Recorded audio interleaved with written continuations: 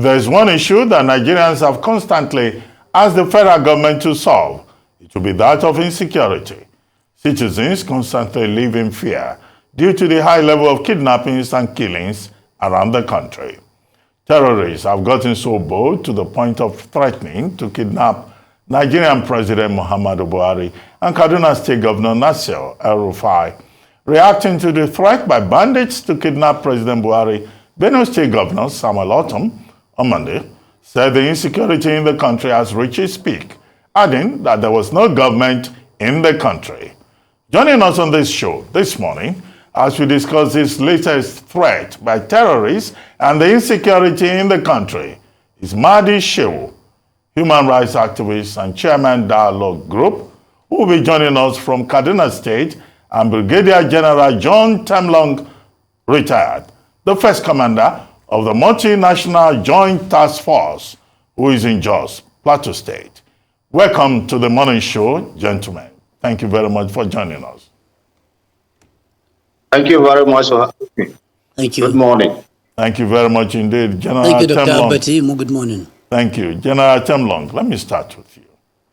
Is it possible to kidnap, as is being threatened by terrorists, the president of Nigeria? And what gives these terrorists the confidence that they can indeed abduct the president of Nigeria, commander-in-chief of the armed forces, head of government, head of state, and also along with him, the governor of Kaduna State and senators and other political leaders collect ransom and probably, as they threatened, sell them into slavery? What does that say about the security situation in the country? Well, thank you very much. I think the main aim of the terrorists is to create fear, to be able to control the population. It's a battle of wits between the terrorists and the government over who controls the citizens. So what they use is terror as their tactics. Terror as itself is meant to instill fear. And so what they are doing is a psychological war that they are trying to tell the Nigerian state or Nigerians that they can kidnap the president, the governor of Kaduna State, and all of these people, and that will create fear itself. Because if you say you can kidnap the president, commander-in-chief, then what will happen to the ordinary citizen? I think it's just part of their gimmicks that they want to create and instill fear in the political authority and those in authority and the citizens at large. It's a job taken too far. It doesn't mean terror itself. Yes, they can inflict harm here and there as they've been doing. But I don't think the Nigerian state or the armed forces and the security services will fold their arms to allow them to kidnap the president, commander-in-chief. That would be the height of irresponsibility by the security forces and armed forces. It will be the height of the collapse of the state, because if the head of state or the president, commander-in-chief, who is the symbol of authority of the state, who is responsible for the state, for enforcing the security of the state, is kidnapped, then what else is left of the state? I think every effort is being put in place that the president is safe and secure. The governors and all the government officials, not just them, but even Nigerians, because you find out that the armed forces and the security services are stepping up their game. It's quite a difficult situation they find themselves inside now. It is an asymmetric threat. An asymmetric threat it has no symmetry. But say where you say from one line you have drawn, anything that goes beyond that line is enemy territory, and anything this side is friendly territory. So, but that's not the case. These are Nigerian citizens probably being backed by foreigners. And you know they cannot go above Nigerians in terms of patriotism, even though they are trained. But you should remember that they grew up from within the society. So the members of the security forces and the armed forces too, They grew up from the society and hear what the rhetorics of some of our religious leaders who speak as if they have authority over and above the state, or they are not even part of the state. And some of these people have been their students in the past. So you don't even know the sort of indoctrination they have given them. Even though they are being trained where they are now, you remember that once you bring up a child, in a way, sometimes it's very difficult for him to forget. So I think the level of patriotism itself of Nigerians has a lot to deal with the enablement of the armed forces or the security agencies to deal with the situation, because it's supposed to be both a situation of armed forces and the civil population working together. That means the roles of the citizens in national defense, the role of the citizens in providing the enabling environment for the armed forces to operate, and the rest. So it's a symbiotic relationship. The soft power component is being provided by the states and the citizens, while the military, the armed forces and security services provide the hard power component to fight this situation. So I think it's part of their terror tactics to instill and create fear. And that's why they are doing that and saying it is. Why can't they think of kidnapping the chief of defense staff or chief of army staff first? Why are they going to the commander-in-chief who commands the whole armed forces? It's just to create fear and terror amongst the people. And I think it's we have to watch it. And if we give them a lot of bites and give more distance to it, it means they would have achieved their aim of creating the fear and terror within the society. So we should, as much as possible, downplay some of these their threats. Thank you very much. Okay, Mr. Shehu, what's your comment on this terrorist hit list that has been announced by terrorists, including our president, Governor El Rufai of Kaduna, lawmakers and what have you, and the audacity behind the threats? I understand generals' comments and where they're coming from, what inspires those comments. But we can also see that these terrorists lack many things. Audacity is not one of them. We saw the siege that was laid on Kuje prison with that outbreak. We saw that they've actually launched a deadly attack on the advance convoy of the president just 2 weeks ago. Are you at all nervous about this turn, this increased boldness and complete fear of repercussions? Lack of fear, I mean. Yeah, okay. Thank you very much. Let me start by saying that those who read James Hadley Chase in the past made a statement that fear is the key that opens the wallet of the rich. Also, Chinua Achebe, in his book Arrow of God, made a mention of a proverb that if you see an old woman dancing in the middle of the bush, and you have not seen any drummer, nor have you had any sign of somebody beating the drums, yet the old woman keep on dancing and dancing and dancing. Achebe says, if you don't know the drummer, she knows the drummer. If you don't know the rhythm of the drum being beaten, she knows the rhythm.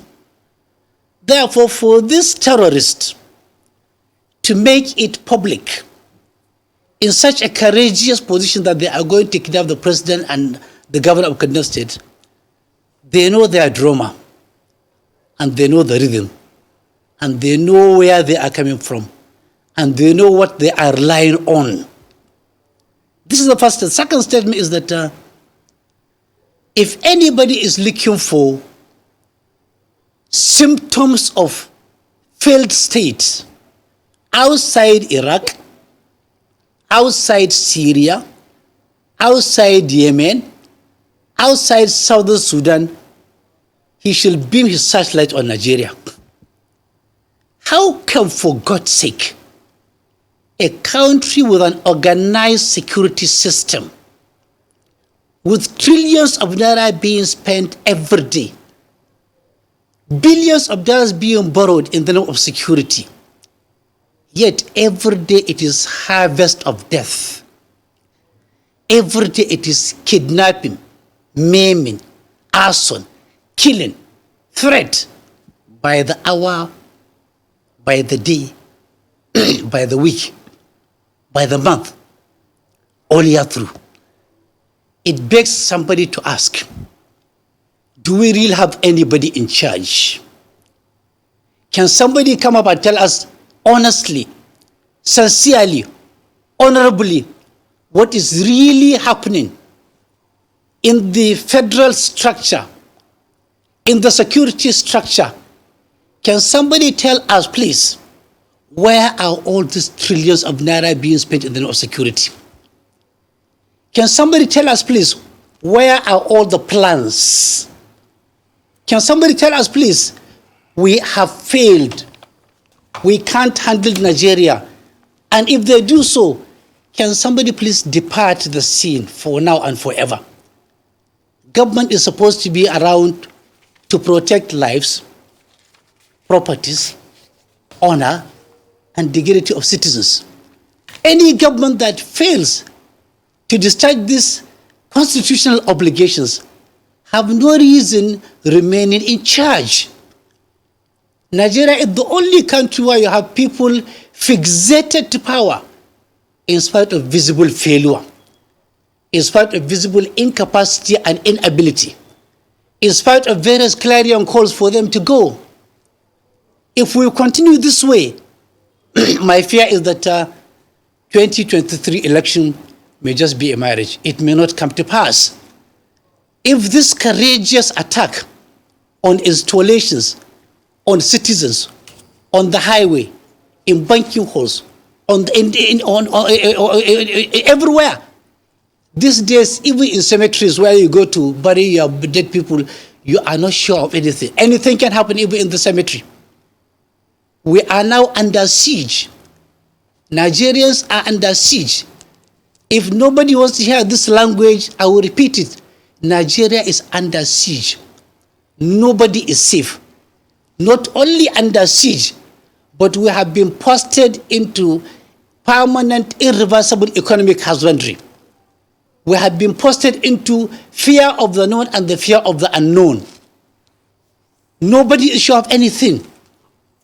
Nobody can be guaranteed of anything. We did not bargain for this. We did not ask for this. This is not what we asked. This is not what we were promised in 2015. Of course, it started before 2015, but specifically in 2015, Jonathan was chased out on account of what? Insecurity. Jonathan was chased out on account of what? Ineptitude, incapacity. Jonathan was chased out on account of what? Inability to deliver. Looking back now, 2015 to that after Jonathan, I'm sure President Jonathan will now be laughing and sipping his own tea in the comfort of his bedroom. Okay. I'm sure. Thank you so much. Believing that it was the best time for him to have left, and he has left. Thank you so much for your insight, sir. The question is, why does this continue? We said Goodluck Jonathan was the problem. No, hang on a minute. Let me just land on my question, and it's going to be for both of you. We said Goodluck Jonathan was the problem. But after him, insecurity tripled. So from one leadership to another, the situation keeps getting worse. And look at it critically. Since our return to democracy in year 2000, we said Obasanjo didn't do enough, that we look forward to a government that could do enough. Yar'Adua came in, then Jonathan came in. And we complained it was worse than Obasanjo's time. Then now we're complaining that this period under President Buhari is worse than Jonathan's time. So why is it that there is a slippery slope of disaster that is continuous? And how are we not sure that the next administration we will say, oh, this time we're even better than that? As regards security. Okay, I think let me start with Obasanjo. There is a need for Nigerians to start doing personality audit before they elect, specifically their own president. when Obasanjo was drafted into the political scenario of Nigeria, don't forget, he came straight from the prison without deconstructing him, without reconstructing him, without aligning him with the reality of the moment. He was given power on a platter of gold. He came into the political scenario as a wounded lion, and he kept on licking his own wound, not allowing the wound to get healed. The wound was getting fresher and fresher by the day. That was when he began to say everybody as an imaginary enemy. That was when he converted himself into an absolute dictator. Soon after, Yar'Adua came in, short-lived, but we could see the difference. A man who was focused, who was sincere, who admitted that even the elections that brought him to power was flawed, who was sincere, who was willing to reconcile. You can see with the Niger Delta people, he was able to reconcile with them, humanly possible. After Jonathan, after Yar'Adua, it was Jonathan. Jonathan was virtually a victim of calumny campaign. For me, he meant well. For me, he did well. For me, he had his own shortcomings. But on the totality, he was a good man. He was an honest man, a willing man, somebody who was willing to do it. But eventually, he was blackmailed out. Now we have 2015 to date. We are all living witnesses. Nobody can pretend. Even the most jaundiced, even the most blind believer, the most blind follower of this regime, know that the regime has not fared well in the area of security, in the area of economy, in the area of human and material management, in the area of reconciliation, rehabilitation. In virtually every area, they have failed. Where you have failed to secure the lives of people and their properties and their honor and their own dignity, where you have posted majority of people to permanent, irreversible economic husbandry, where fear has pervaded the entire horizon, where nobody is sure of anything, this regime should listen to people. They should act now and act wisely. They have only 6 months. I don't see the miracle coming. We need to do a personality audit to ensure that people who are presiding or are aspiring to preside over us have the mental capacity. In America, before you preside over a country, you go through psychiatric evaluations and you are certified as mentally balanced, fully oriented to time, places, and people, fully alert. But when you don't go for psychiatric evaluation, you may end up having people with the underlying neurosis, psychosis, and madness without even you knowing. That is very, very important for Nigerians to consider. It may not be part of the constitutional requirements of becoming a president, but there is a very, very urgent need to factor that as a necessary requirement. Also, they should go through drug test. Yeah, most of the people aspiring to preside over us at every level should be subjected to drug evaluation tests by NDLEA or certified organizations. Because if somebody is an addict of any substance, his sense of judgment may not be as much as will be able to carry the country to greater heights or to the state or the local governments. Okay, General, real quickly, General John Temlong, why is it that we keep going through this litany of woes every government we go through? Why? Well, thank you very much. I think our major problem as a country is our inability to understand the problems. Sometimes we believe that it is hard force or hard power that will solve all the problems. These problems have come and been generated over a long period of time. If you see that there are over 10 million out-of-school children in the north alone or in Nigeria, then it means it portends a lot of danger to you. I was a member of the National Conference 2014, And some of the issues that my friend Mahdi Shehu raised, we raised them and were adopted about drugs evaluation, the psychiatric evaluation of would-be leaders, our drivers on the road, and all those who seek position of authority was there. One of the things we raised too was the alarming rate of unequal opportunities that are available in this country, because if you don't give education to people, it means that you are growing a population that has no hope. And any population that has no hope is susceptible to be used and recruited for what they are doing now. And even the education has to be functional, because if you don't give functional education to people, they grow up, come out of the university, they are not employable. So these problems are endemic. They are not what one, I think a leader will come out of a president and do it. I think it will take miracles. If you don't start tackling the problems from down, providing education, providing the enabling environment for people to operate, government itself cannot just provide all the employment people are talking about. It's a farce. In fact, nobody does that. The cost of governance is too high in Nigeria. People are taking a slim government, because what 10 people could do before in the ministries, the computer must sit down at home will do it. And so even if you look at the ministries, they're even overbloated, those who are employed by government. So I think we need to look at this thing holistically, understand where Mahdi Shehu is coming from. But I think this goes beyond just one person. If you look at, there is no synergy between the states and the federal, because some of the states behave as if they are not independent of the whole country.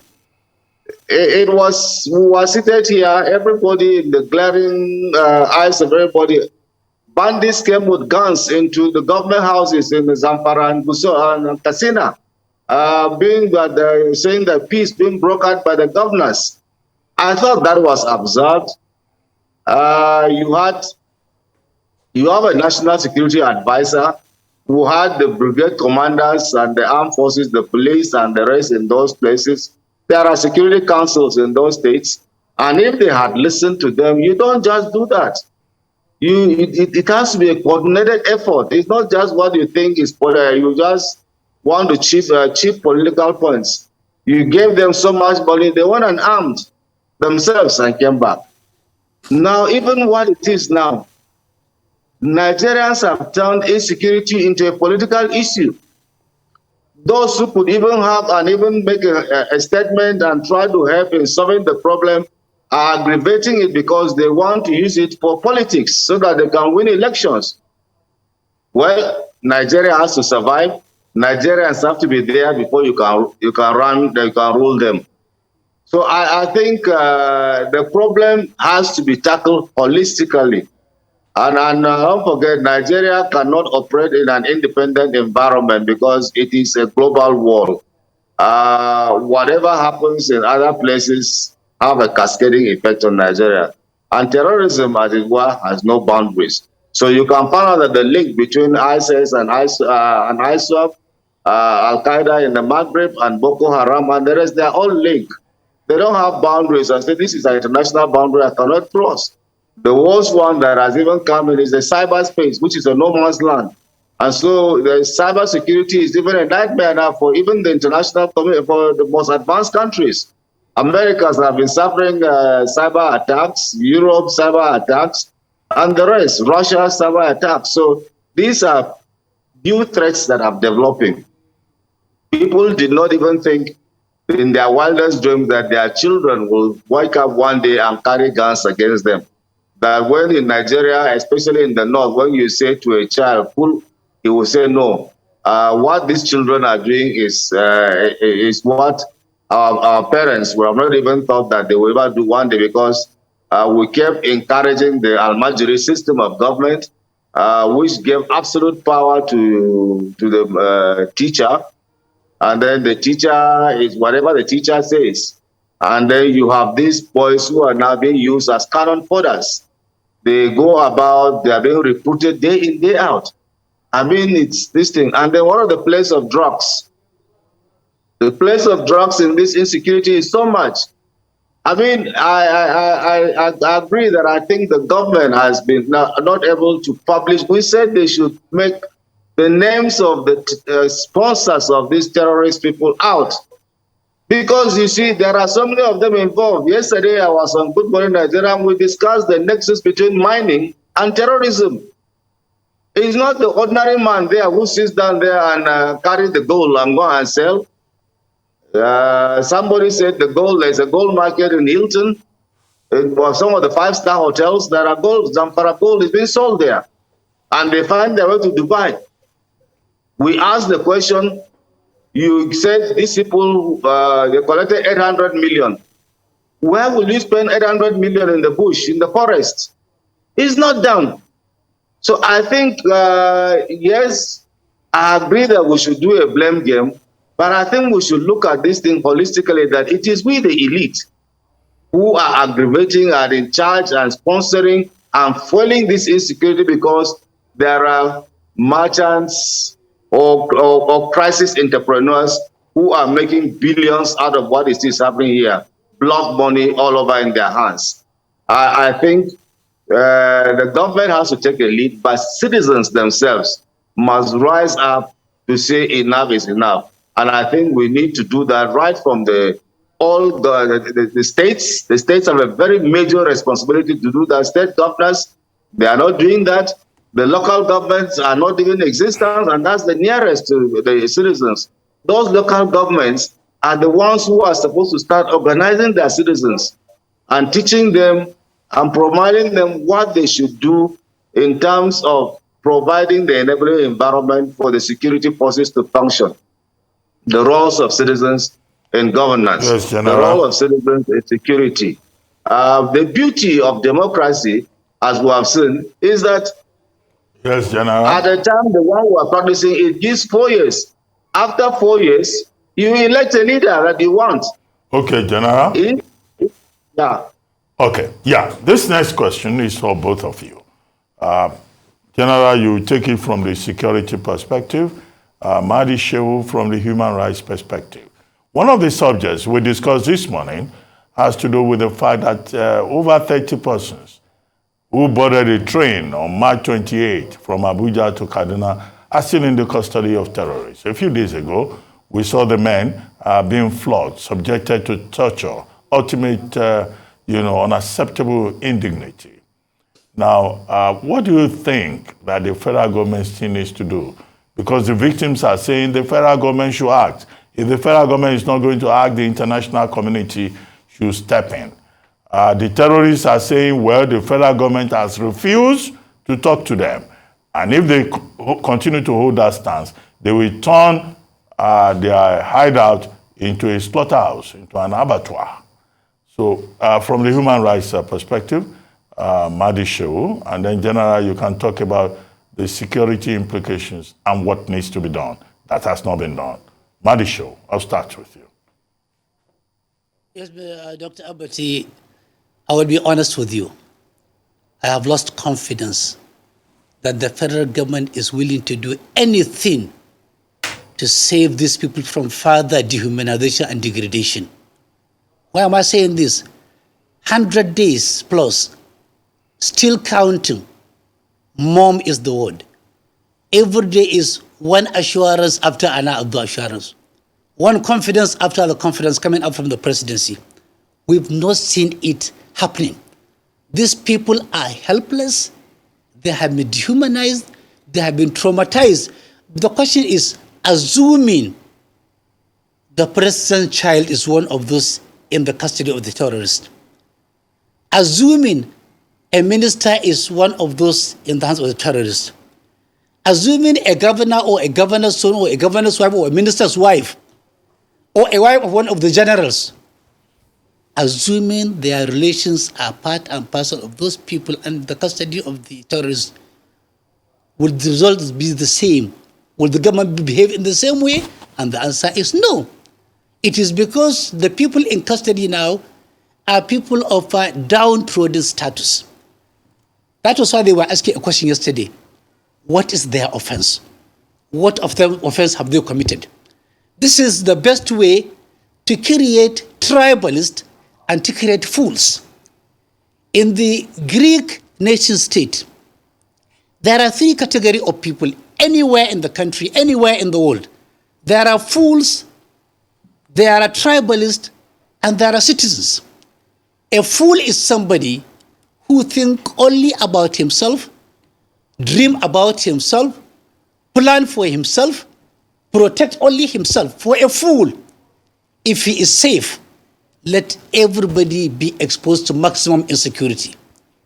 For a fool, if he has eaten, let everybody go to bed hungry.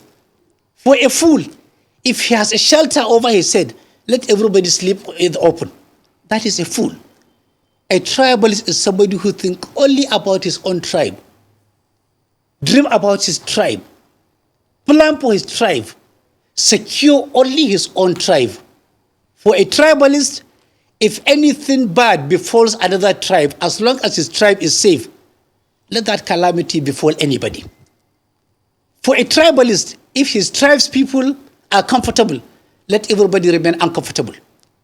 For a tribalist, if his own tribe people are prospering, let every other tribe go down.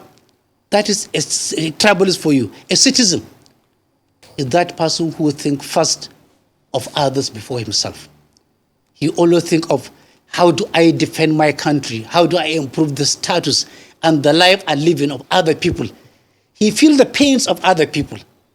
But who creates fools? Leaders. Who creates tribalists? Leaders. Who creates citizens? Leaders. A governor who ascends to power as a pauper, within a span of 6, 3, 4, 10 months, he has stolen so much money, building houses, buying houses in Abuja, in Lagos, in Port Harcourt, in Dubai.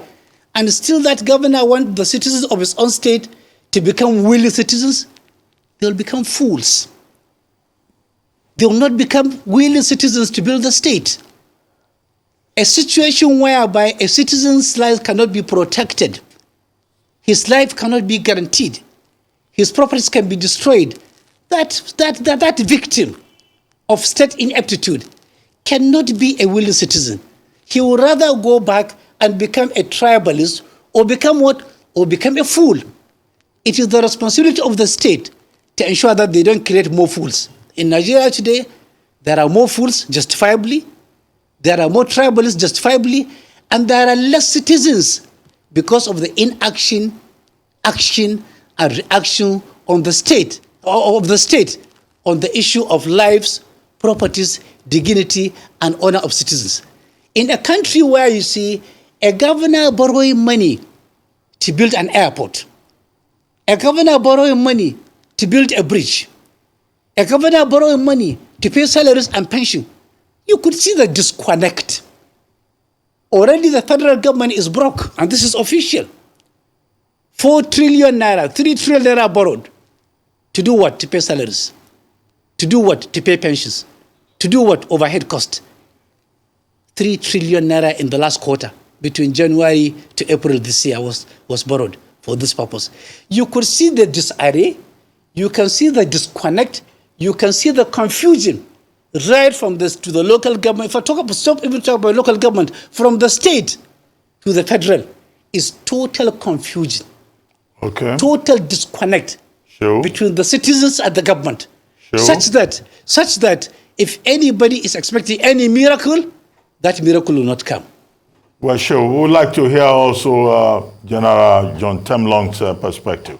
General, very quickly, what should be done from a security perspective? Thank you very much. Part of the terrorist tactics is showing that dastardly video of them beating human beings, is to create the situation. Yes, this video is to create a situation where to force the hands of the government to negotiate with terrorists or to raise public outcry against government.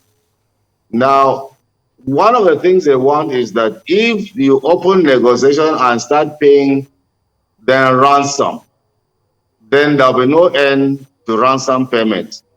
And that's why you find out that terrorism, as it was, an international crime, and most countries in the world is that you don't encourage the payment of ransom. Even if it's done through the back doors, but not through an official government channel. Because if you do that, there will be no end. Though it is a multi-billion dollar industry that is going on. Now, the commander-in-chief gave the instructions that they should rescue them without casualties. That is a very big problem for the military. Because if they had been able to, and you see, even if they had done that, they would have been able to rescue some and say, okay, we'll take 10% casualties. They could have done it to do that. But those who have been released, even yesterday, would have been dead probably amongst those ones. And so it's quite difficult. It's something that the decision to do that becomes very, very tedious for any government to say, okay, let me sacrifice my people for that. But I know the military, as it were now, they are still planning on how they can get these people out without casualties to them. They will not disclose their plans to the public. They will not disclose their plans to us. Because if they do that, the plans goes into the hands of the terrorists. I think not that they are folding their hands, but they are doing all they can to make sure that they extricate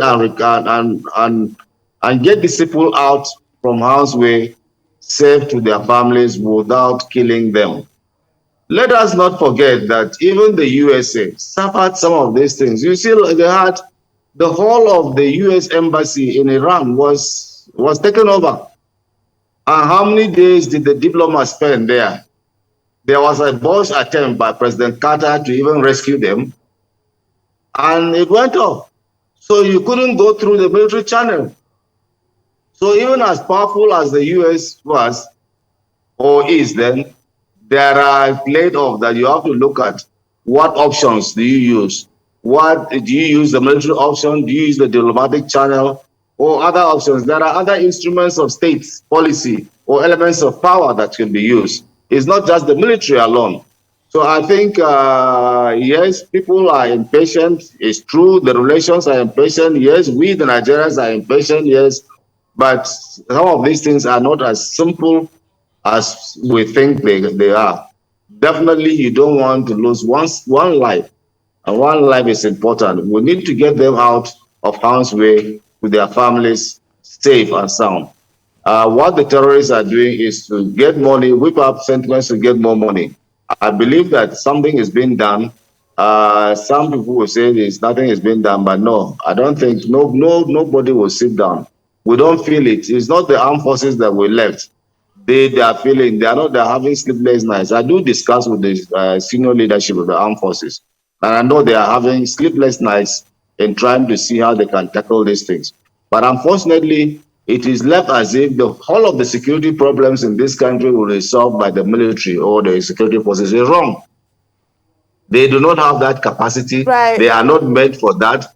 There are situations that it is the political authorities that must solve some of these problems. It's not just the armed forces, no. Right. That is a misnomer. Thank you, General. Just to add, the Iran hostage crisis that you just referred to cost President Jimmy Carter his re-election because the American public disapproved of his timidity in the face of that and the fact that America could have been attacked in that way. There should be political repercussions when an administration fails woefully with regards to security. Dr. Abati? Okay, thank you very much, General. And also thank you very much, Mahdi Shehu, for joining us on the morning show today. Thank you very much.